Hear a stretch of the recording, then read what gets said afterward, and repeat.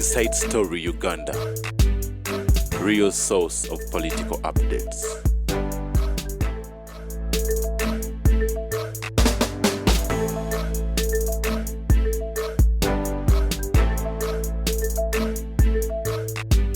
My residence at Gizana 2020. Nakugala lwaki Museveni tamanyi Mafia. Number one, they use the people he trusts, especially those he praises publicly. These include people like Jennifer Musisi, Edison Nakalema, and others. Kati bayino kuba prime minister bamujjeko. Mubekweka. Abantu ba trust mubekweka. Kati Museveni akwogera ko mu public nga bakwesonsekamu. Yeshiridi yabo. Bogwe balaga. Tumwebazo yayitako nabbanyi. Simanya muwetwera amwetwakita amuweeki. Ng'ategedde. Naawe litimiteeriyo naawe bakutaddeko abakumonitaringa ne minisitule ya kirisi naye eriko abagimonitaringa mujja kumuna alangirira endwadde ezitaliyo oyo alangirira endwadde ezitaliyo alanga omwezi ogutaliyo n'asazisa abasiraamu olaba baali basazeewo n'ogwa monito Museveni agale Kampala supermarket zaabwe zikole. These are pure capitalists. Pure capitalists. Somebody can even bring an Ebola patient in Amusula Muchitundu. Because it will call him Muchitundu. Namukwata boda nakati kuchakwata nakati mbiseko. Abantu bakufane. Bakufane. Ne onoje kukumya umuntu akwata. Abalagiro zikwata ye kukumya manyeza apa. Talabikako.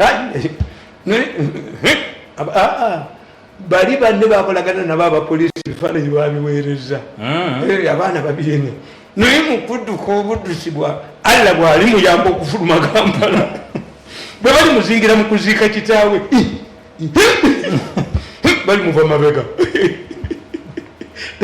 nabasasira zibona obulamu obusibumanyi naye omusajja akawandise ku nyumba ye this house does not belong to Nakalema ndowooza alinanye Nakalema oyo ye bw'alifumuuka. Number two, in my book The Invisible Hand, which I published in 2012, I explained why Jennifer Musisi was bound to fail in the Kampala city. I wrote that the Mafia gang controls the media, especially the print. As custodians of information, they determine what to give the public and not. This is done to protect their members. Media. Bono monitor budu say kati wazeeyo kuli ku Bobi Wine bufune credibility. Bwategedde nti ono agudde. Ne kuduka n'entwe zaabo n'entwe. Kale. Ekyo kye bwakoze bwabuzeeyo kati bugenda bwagala kuzzaawo credibility yaabwo. Omanyika kyali kigudde oyo omusajja gwe bayita Kakugube n'ateekamu biliyoni. Kyali kigudde bakiri ku ttaka. Ate ennaku ezo omuti gw'endege yabaali bakuti. Abantu baagazira amawulire. Abantu baazira monitor. Okay. Number three, they invoke the president's name. For example, Musoro is invoked the president's name as if to emphasize that defying opposition was opposing the president. The same applies to that. President Muchitundu. Whatever he does, Bakalas is Museveni. Oh, you Konga Museveni. Oh, you these are spoilers. These are spoilers. Why? At time of fighting, I must ensure one of the reasons why a need of the president is there is to consolidate your principle in power. Never go to Kamayinti, Kamazoko Kamuriani, Museveni. Museveni did Ngokana Kawumba to Akafunga and Akabadem Masaka category about. Number five, they operate like a python. Once they target their victim, they subject them to malicious newspaper articles until he or she is humiliated and all the credibility is lost. I never the quarter of Kabusenga. Alam Musavanyu. Ningenda Katonda ashinkole tusinkane ne Kabusenga mu bifuti. Mulagedda leddalu lyenga. Oba kulyo tusinkane mukulu mu kuziika. Mula utalwa kapa ne mese. olutali lusasuzi njagala nnyo abantu abo bukuwandika molere bwakuba bujingo mbuseke bujingo fakale nakwata pastor gad nakuba gad taddangamu bujingo ne muwemere nakwata pastor gad kasa ngali ne teti baba wa tedi nga bagabudde ekyemisana galoya ni gagenda the man of God is not in naye vidiyo ezo ndizikuba mutukulaba ate zijja kuba ne wendi banfu mulaba abadduka ekiribeera wano mulabe abasokozi b'enda abasokolanga enda emulago badokita abasokozi b'enda vidiyo ziveeyo mulabe ndireka ensi ngitabudde ebyo bwebiri fuluma ebyo mulaba abadduka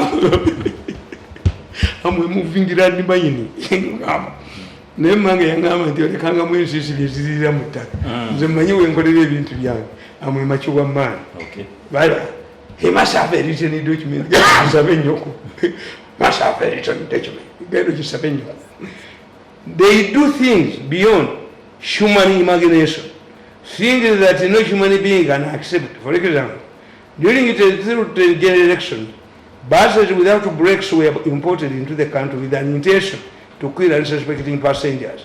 When the man in charge refused to incite the bus drivers against him, he was accused of introducing tough measures and suspended until I came in and attacked his superiors, who later reinstated him on the job.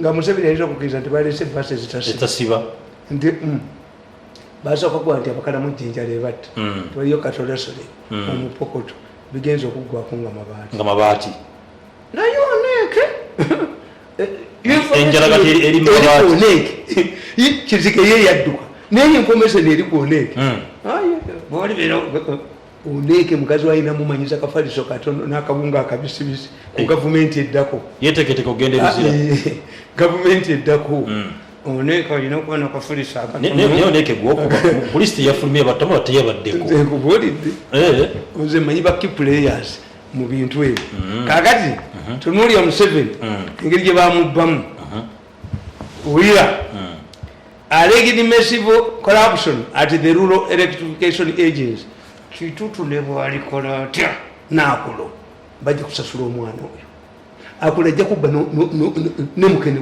mukatale akula ajja kujja nenika z'abantu ku gundi Kitutu bagoba abantu bano ku bwereere akula n'amukwata omwana ingeri lutwama n'amusiba ono instruction eri siriki ekubbisa Nevu bajja kubba Nevu oyo gundi oyo omukazi ajja kubba Nevu mu kyoto bamufungane wulira bwe bayonona sente ba Kitutu the inspector of government oyo omukazi bamudusa ne bamuwa obulamuzi muli agonje eno ripooti yegikola the inspector of government received a complaint with allegations of mass corruption at REA with regard to the design, supply and the construction installation of electricity power lines in various regions of the country.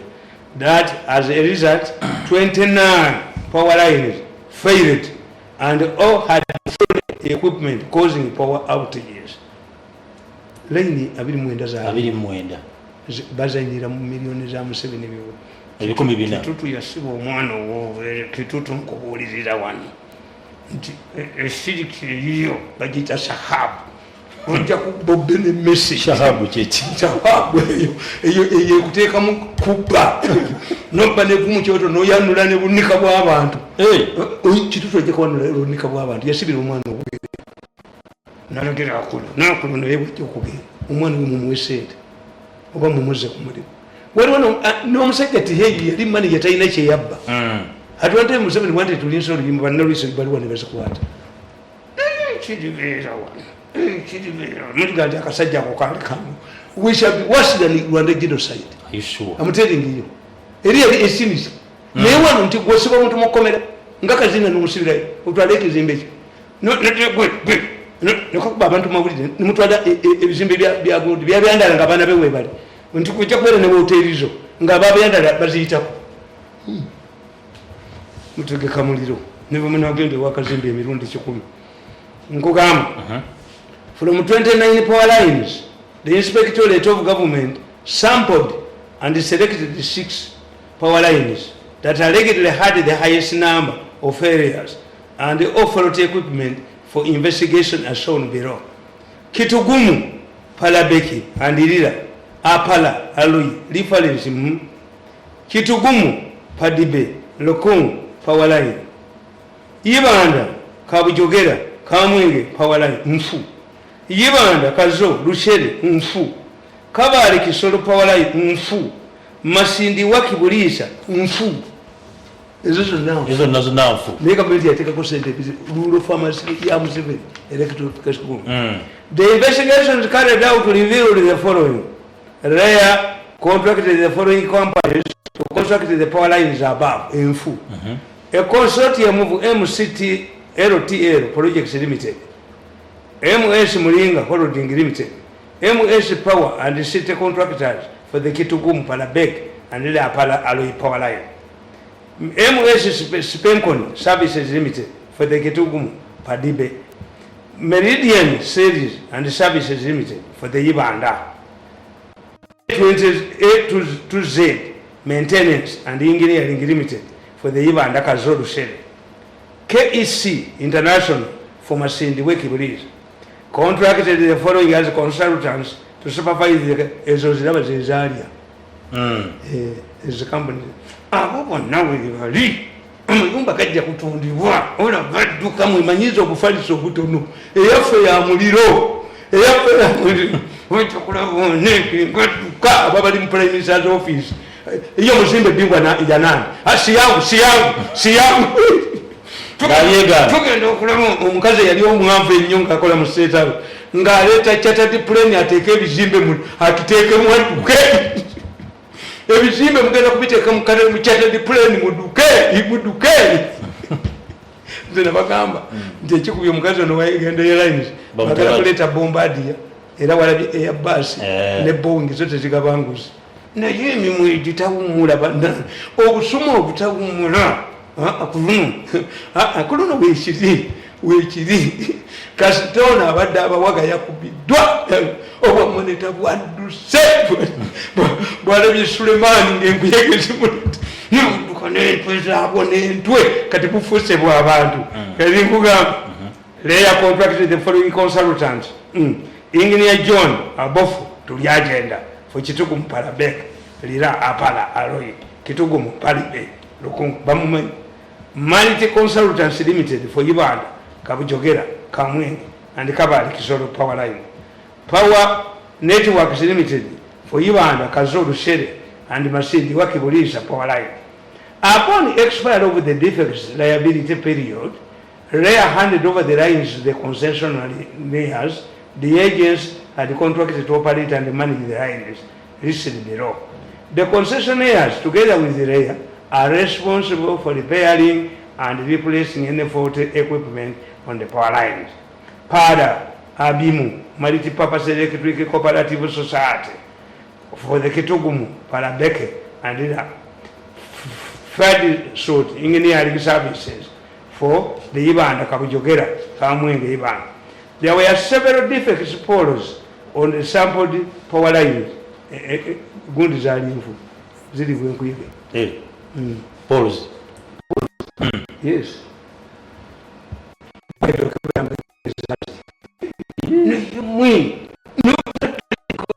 Company nga wekali mugenda kuddawa basajjamu mugenda kuddamu anti bwe bagamba gavumenti ya Museveni ejja kuba egudde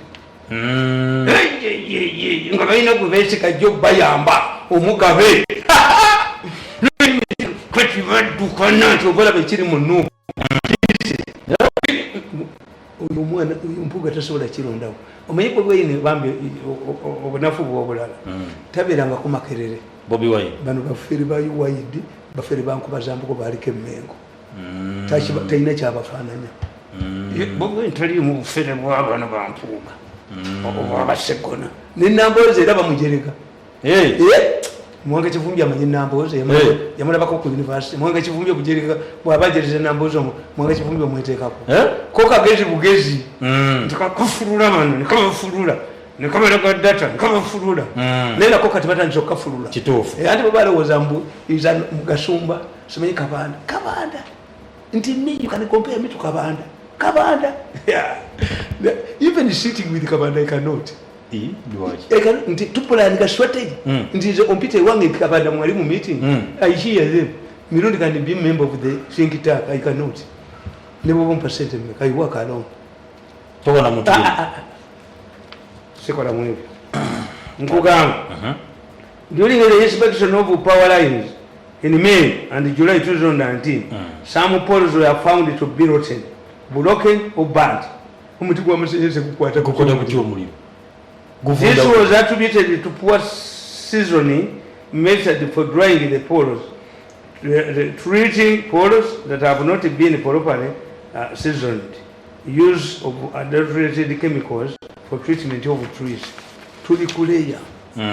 Edogo na report njirina mulyagonja report njirina atakati riskata everywhere ne mukulaba abamadokoli nga bayina je bamujja ne dokoli ne dokoli abantu bajja kufira mu bikiiko abantu bajja kufira mu bikiiko ulabi batwala anti muleta kyabula miti temubatwala baba bakutte bati nomusoko mubyetoloza ko mu kibuga nga bigenda bizunga biti eduru nesifuga ofuga emyaka nga twali akusabye kalo abo bokka bozunza